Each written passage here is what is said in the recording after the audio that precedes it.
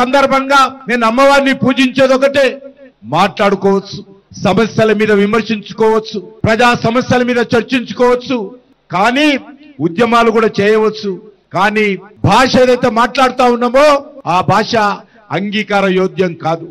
ఆ రకమైనటువంటి విమర్శలు ఎక్కడ కూడా మంచి పద్ధతి కాదు. ఇది మార్పు రావాల్సినటువంటి అవసరం ఉంది. మరింత మన తెలంగాణలో, మన తెలుగు రాష్ట్రాలలో అది రోజు రోజుకు క్షీణిస్తుంది. దీని అందరూ కూడా దృష్టి పెట్టుకోవాలి. వేదిక మీద ఉన్న నాయకులు గాని, ఈ సమాజం గాని ఆలోచన చేయాల్సినటువంటి అవసరం ఉంది.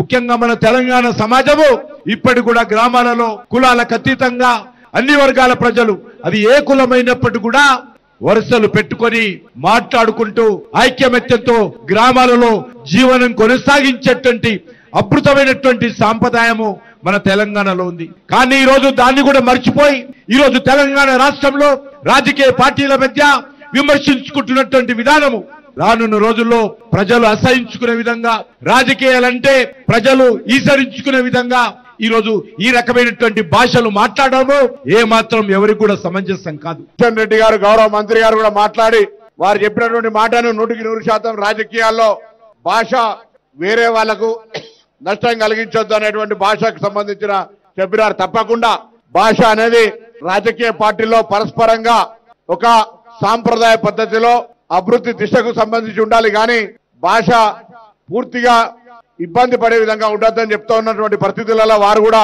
మరి అన్ని పార్టీల్లో అటువంటి ఒక మంచి సాంప్రదాయాన్ని తేవడానికి సీనియర్లైనటువంటి దత్తాత్రేయ లాంటి వాళ్ళ పెద్దలు ఎవరెవరైతే ఉద్రేకంగా భాష లైన్ దాటి, అది మతం కావచ్చు, రాజకీయం కావచ్చు, అభివృద్ధి కావచ్చు, మతపరంగా కూడా ఉద్రేకాలు కలిగించేటువంటి మాటలు కూడా కావచ్చు, అటువంటి అన్నిటినీ నియంత్రించే విధంగా స్వీయ రక్షణలో ఎవరు కూడా మాట్లాడకుండా ఉండే విధంగా అటువంటి ఒక ఎజెండాను కూడా ఈ అలాయిబాలా, ఎందుకంటే తెలంగాణ ఏర్పడక ముందు తెలంగాణ ఎజెండా, ఈ రోజు తెలంగాణ ఏర్పడ్డ తర్వాత తెలంగాణ రాజకీయ పార్టీల మధ్యలో ఎటువంటి పరస్పర ఆరోపణ లోపల లైన్ మించొద్దు అనుకునేటప్పుడు, మతపరమైన లైన్ మించొద్దు అనుకునేటప్పుడు తెలంగాణ ప్రశాంతంగా బ్రాండ్ ఇమేజ్, హైదరాబాద్ సంబంధించినటువంటి గంగా జమున అనే విధానం ఉందో దాన్ని కాపాడుకోవడానికి పెద్దలు దత్తాత్రేయ గారు చొరవ చూపెట్టాలని సందర్భంగా